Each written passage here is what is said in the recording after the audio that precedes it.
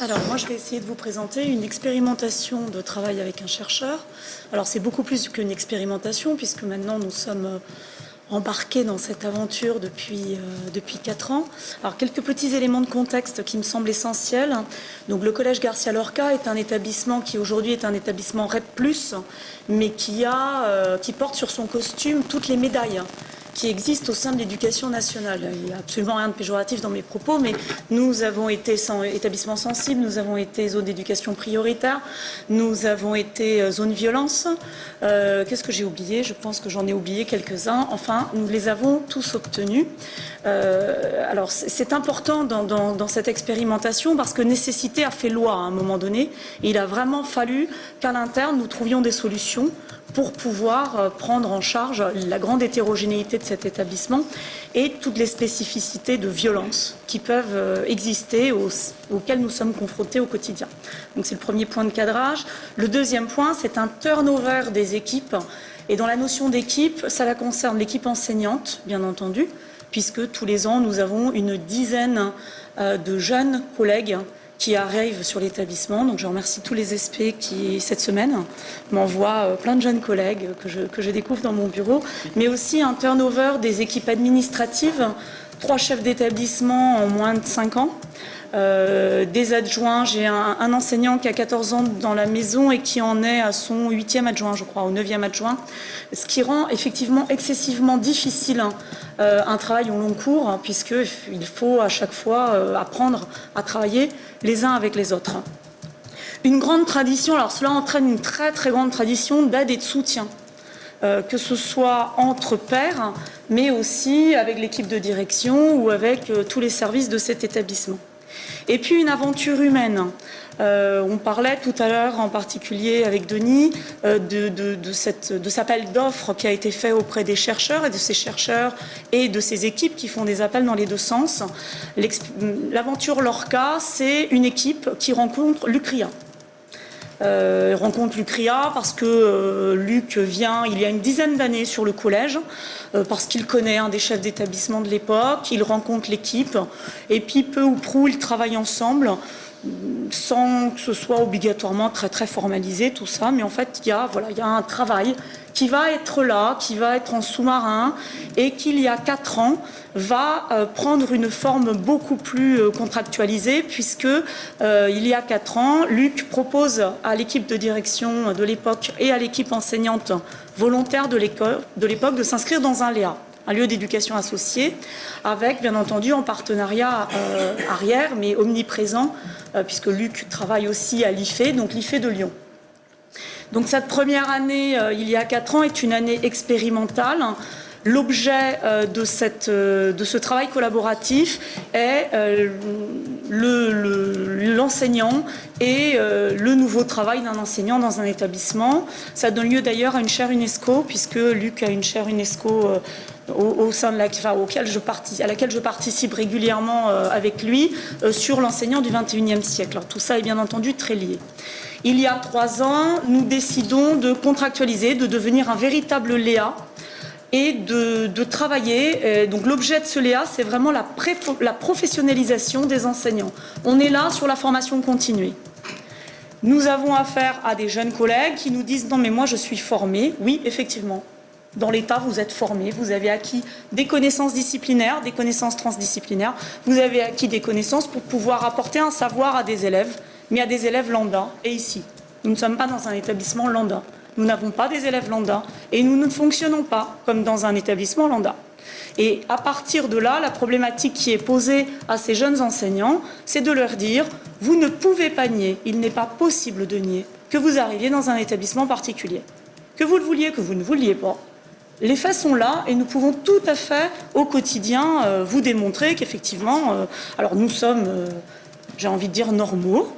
Nous avons un emploi du temps normal, nous suivons effectivement toutes les normes ministérielles. Il n'empêche qu'au quotidien, notre vécu est parfois assez atypique et peut interroger des jeunes collègues qui débutent dans le métier et qui vont très rapidement perdre pied eu égard à tous ces mythes qu'ils avaient imaginés et à tous ces espoirs qu'ils pouvaient porter sur tout l'apport qu'ils pouvaient avoir et donner à des élèves.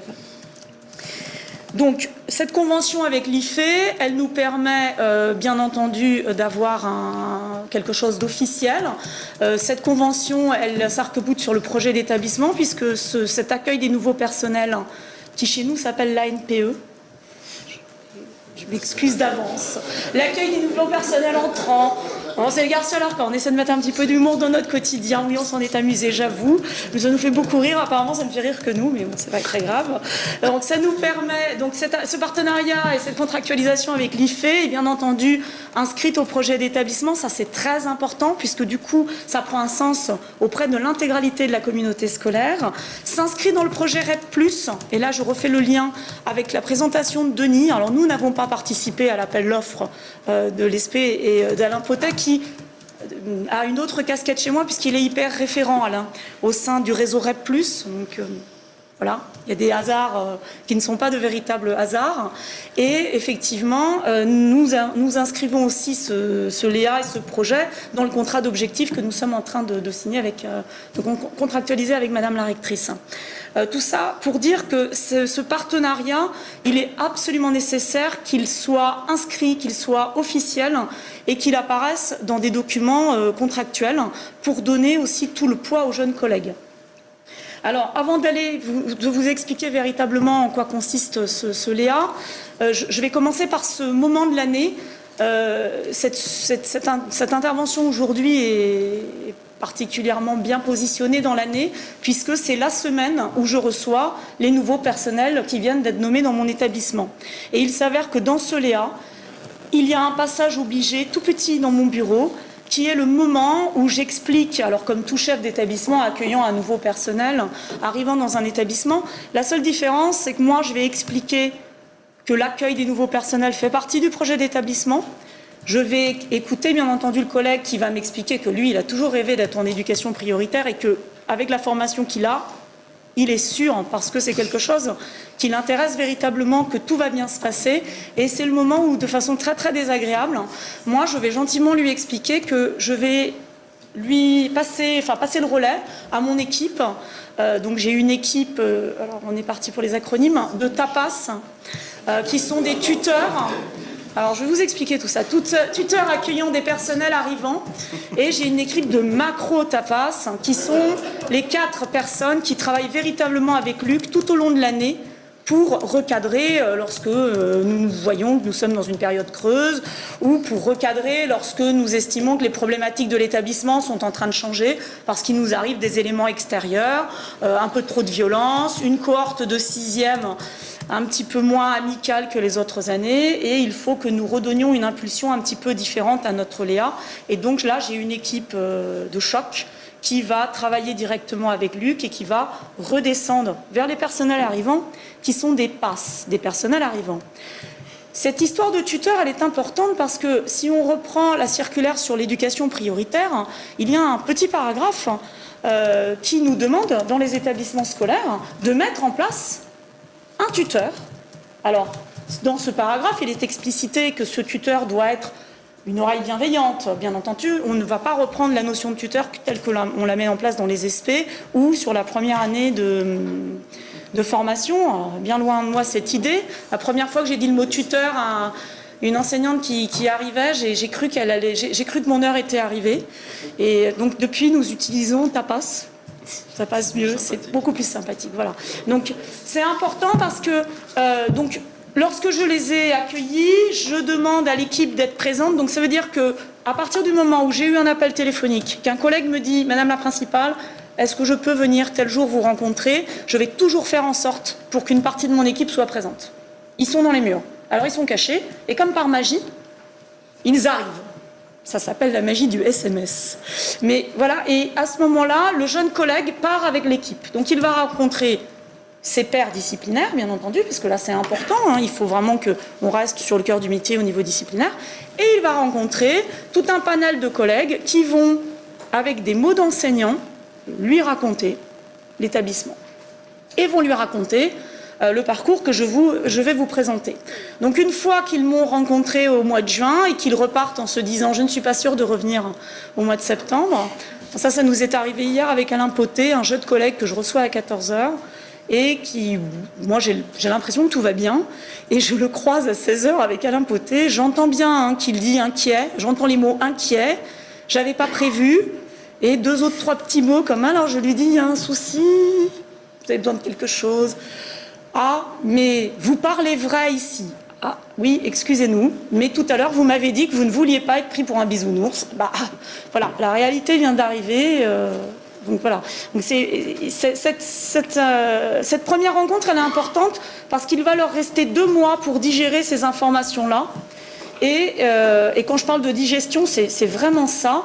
Et déjà qu'une partie du mythe de l'enseignant modèle qui va réussir à passer tous ses savoirs, transmettre tous ses savoirs à l'élève, commence déjà à un petit peu disparaître.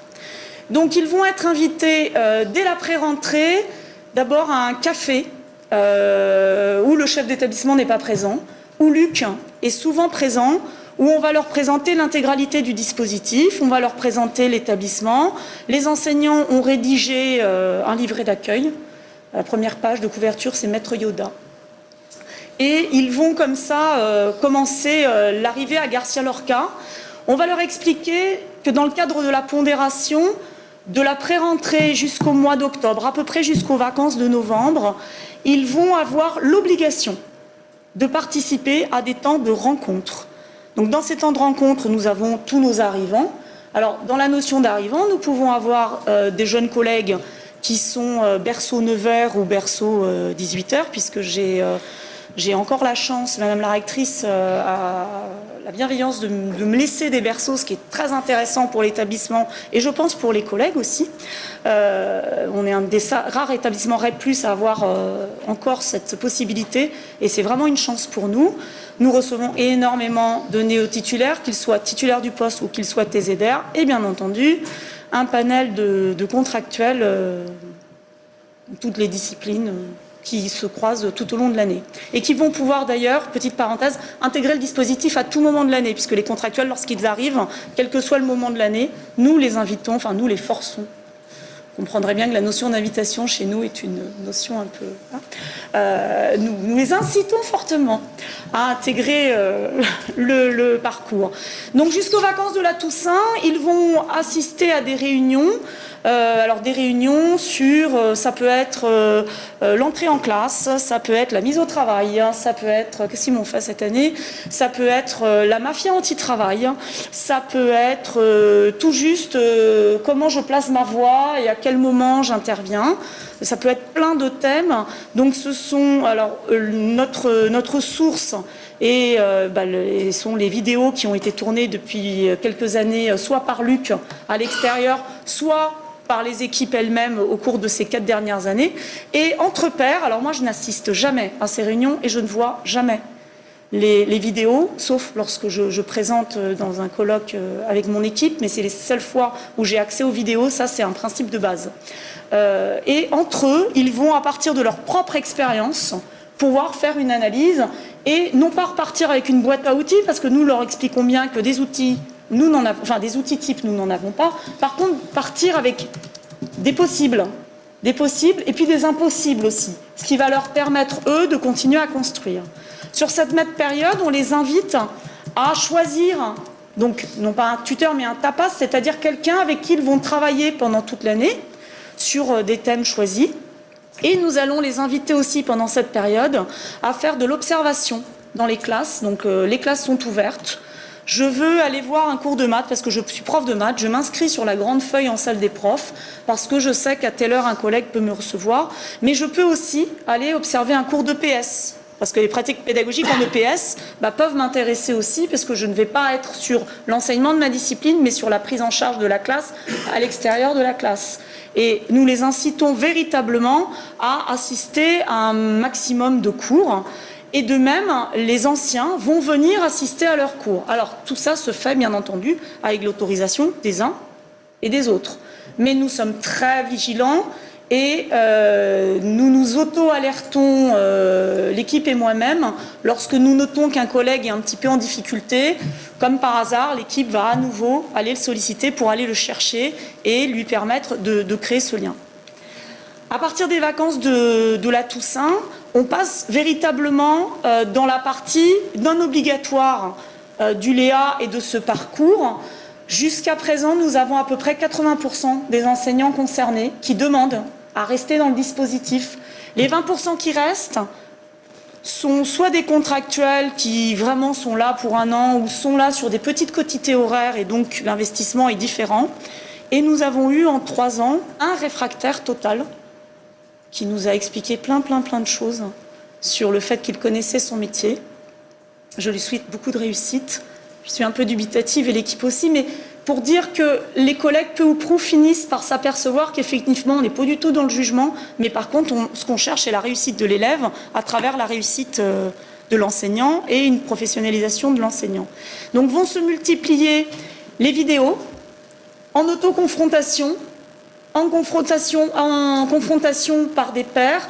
Et c'est là que Luc va apporter à l'équipe sa technicité, son savoir-faire. C'est-à-dire que pendant 3 ans, Luc a formé les macro-tapas et les tapas à la lecture de ces vidéos et à l'accompagnement de leurs collègues. Et aujourd'hui, j'ai un groupe d'une petite dizaine d'enseignants qui sont tout à fait capables de participer à une vidéo dans une salle.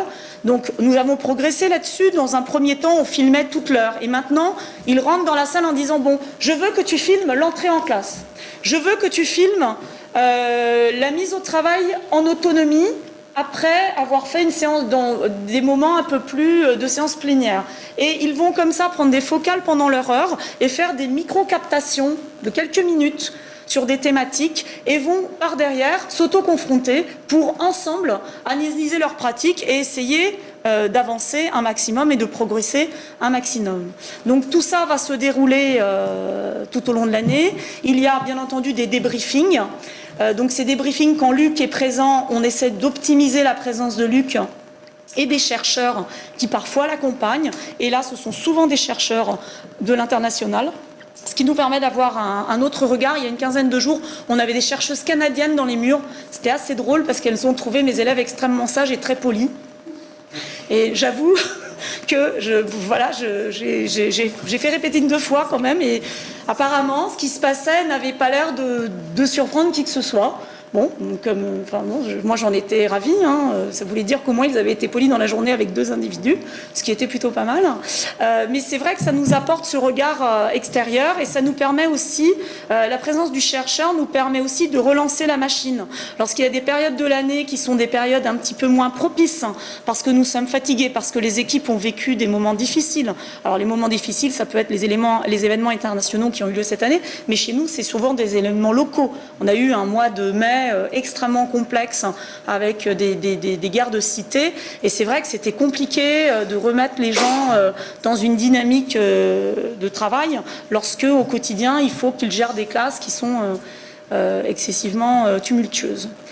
Nos difficultés pour l'an prochain, puisque alors ce Léa donc a eu lieu pendant 3 ans, nous avons 3 minutes. Nous avons donc rendu notre rapport d'activité à l'IFE pour les 3 années. Nous avons la chance de repartir pour 3 années supplémentaires avec 2 objectifs. Il y a de plus en plus de N plus X, donc de N plus 2, de N plus 3, de N plus 4, de N plus 6, qui désirent encore participer au Léa. Et là, maintenant, il va falloir que nous trouvions d'autres projets. Donc, dans les projets, il y a le travail avec les IPR disciplinaires pour réussir à rentrer dans des problématiques un petit peu plus, un peu plus spécifiques aux disciplinaires. Il y a la demande de formation collective sur, un exemple, la grande hétérogénéité, ou sur la place de l'élève dans la classe, la mise au travail. Donc ça sera pour les N plus X. Pour les nouveaux, on restera sur le même process. Et puis, nous sommes en train de tester, grâce à Alain Potet, un dispositif où les enseignants pourraient se filmer en classe et avoir une autoconfrontation à distance. Donc c'est un système de caméra avec des vidéos, la vidéo restant sur une base qui est accessible à un tiers qui serait donc le collecteur, le débriefeur, et qui permettrait de ne pas multiplier les heures au collège et qui donc permettrait d'augmenter le nombre d'autoconfrontations et de débriefing. Je suis dans les temps. Parfait, génial. Une demi-seconde.